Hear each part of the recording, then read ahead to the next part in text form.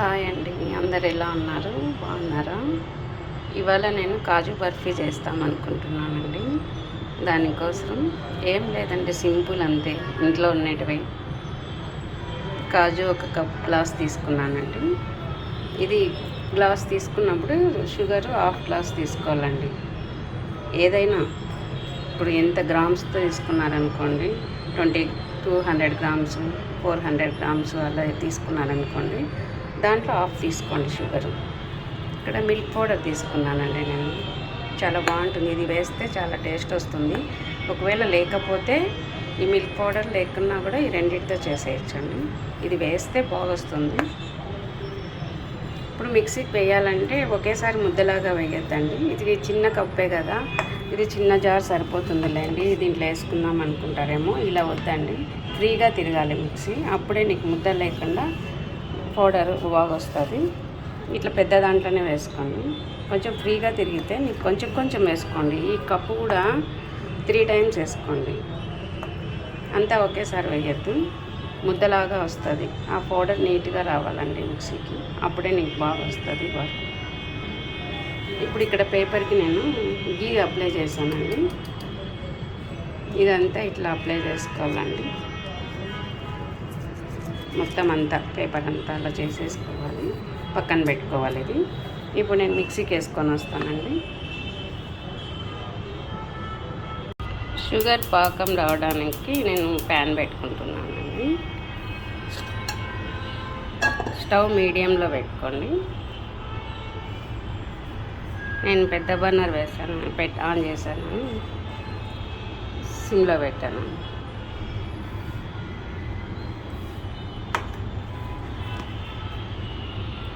గ్లాస్కి half glass తీసుకున్నానండి sugar. Half glass షుగర్కి 1/4 గ్లాస్ తీసుకోవాలండి వాటరు.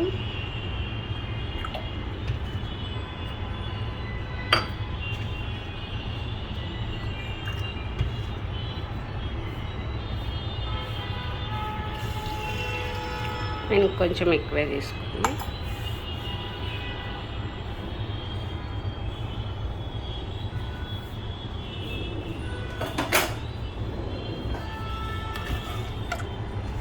ఇది ఏం పెద్ద ఎక్కువ పాకం ఏం అవసరం లేదండి, తీగ పాకం కన్నా కొంచెం ఎక్కువ వస్తే చాలా, అంతే.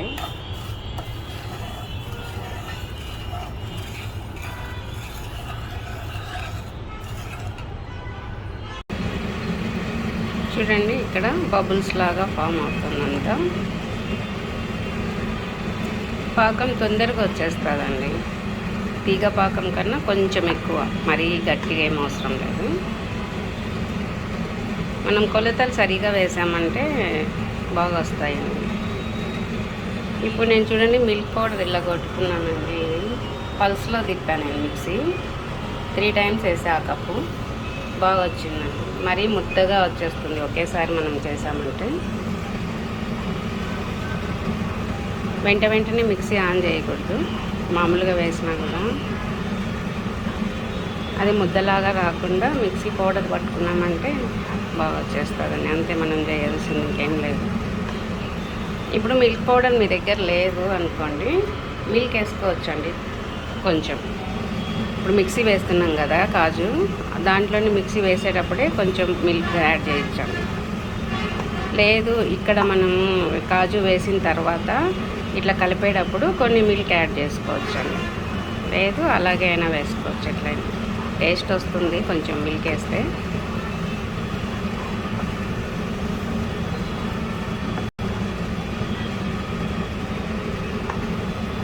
కాజు షుగర్ ఉంటే చాలండి, కాజు బర్ఫీ అయిపోతుంది.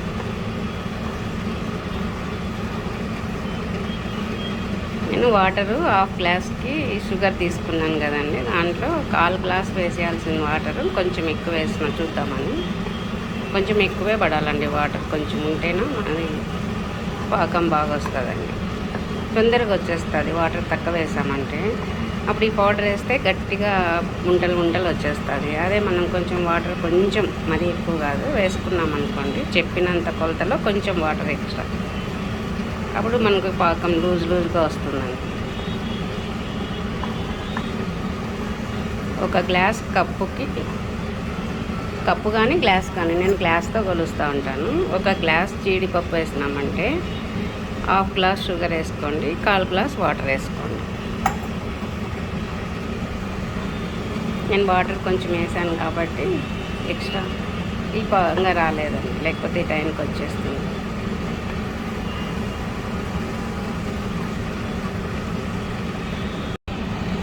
చూడండి వస్తూ ఉంది పాకం.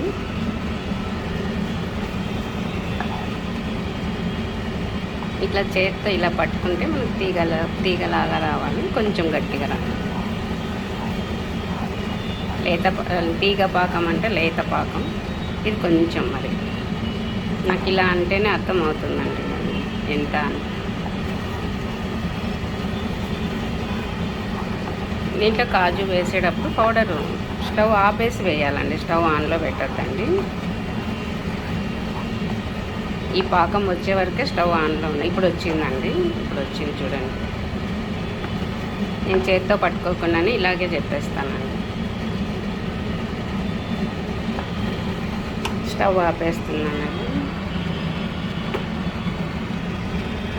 స్టవ్ ఆపేసిన తర్వాత ఇది వేయాలండి పౌడర్, మర్చిపోవద్దండి ఇది మాత్రం.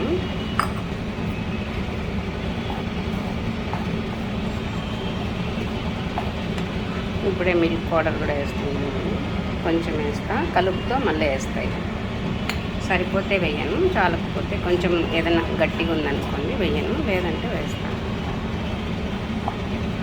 కింద పెడతానండి, స్టవ్ మీద కదులుతాను. ఇలా కలపాలండి. ఒకవేళ మనకు గట్టిగా ఉందనుకోండి కొంచెం మిల్క్ యాడ్ చేసుకుంటూ కలపాలి. నేను ఇలా కూడా వేసేస్తున్నానండి, టేస్ట్ బాగుంటుంది. ఇట్లా కలుపుతూ ఉండాలి. మనకు గట్టిగా అయిందనుకోండి కొంచెం మిల్క్ ఊరికే కొంచెం తడి చేసుకుంటూ చల్లారే వరకు ఇలాగే కలుపుకోవాలండి.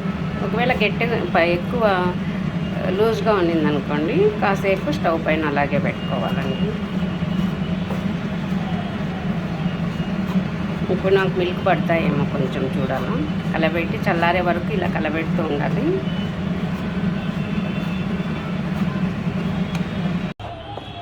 చూడండి ఇలా కలబెడుతూ ఉంటే ఇలా వచ్చేసిందండి.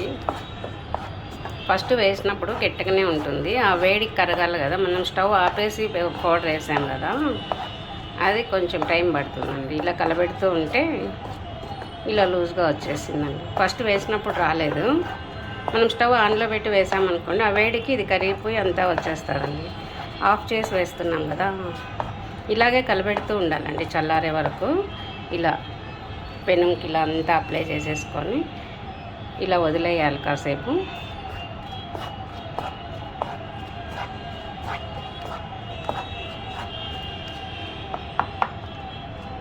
ఇలా ఇంకా ఒక 1 మినిట్ అలా కలబెట్టి మళ్ళీ చూపిస్తానండి.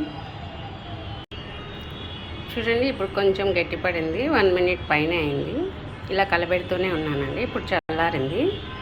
చల్లారినా కూడా ఒక 5 మినిట్స్ పైన, ఒక 10 మినిట్స్ వరకు ఇలాగే వదిలేయాలండి దీంట్లోనే, ప్యాన్లోనే. అప్పుడు మనకు బాగా వస్తుంది. తర్వాత ఈ పేపర్ పైన వేసుకుంటే నేను 10 మినిట్స్ ఇలాగే పెట్టేస్తానండి. చల్లారింది. ఫస్ట్లో చూడండి ఉంటల్లాగా వచ్చింది, దాన్ని కలబెడుతూ ఉంటే అది కరిగిపోయింది. కాజు ఎట్లయినా ఉంటలాగా ఉంటుంది కదండి, కొంచెం అది ఆయిల్ లాగా వస్తుంది కదా దానివల్ల. ఇప్పుడు చూడండి దీంట్లో గీ వేయలేదు నేను అసలు, కాజులోనే ఆయిల్ ఉంటుంది. ఇంకా మరీ గీ వేసినామంటే వద్దండి. ఇప్పుడు ఇదే ప్లేస్లో కాజు బదులు పల్లీలు వేసుకోవచ్చండి. షుగర్ బదులు ఎక్కువ షుగర్ ఎందుకు అనుకుంటే బెల్లం వేసుకోవచ్చు, అవి కూడా సేమ్ అంతా ఇంతే. అలా చేసుకోవచ్చు. నేను 10 మినిట్స్ వరకు ఇలాగే వదిలేస్తానండి. చల్లారింది, బాగా చల్లారిపోయింది. ఇది ఇంకా కొంచెం గట్టిగా అవుతుంది. తర్వాత పేపర్లో వేస్తాను. చూడండి ఇప్పుడు బాగా వచ్చేసింది. నేను బాక్స్లో వేసి పెట్టానండి. మా అమ్మాయి వర్క్లో ఉంది, నేను వచ్చి కట్ చేసుకుంటాను మమ్మీ, నాకు ఏ షేప్ కావాలనో అది నేనే కట్ చేసుకుంటా అని చెప్పేతలకి నేను బాక్స్లో వేసానండి.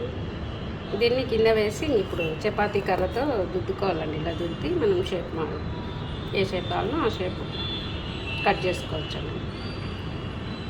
తను కాల్ ఉంది, నేను చేసుకుంటాను మమ్మీ అంటే నేను బాక్స్లో వేసి పెట్టేశానండి. అంతా బాయ్ అండి. నెక్స్ట్ వీడియోలో కలుద్దాం.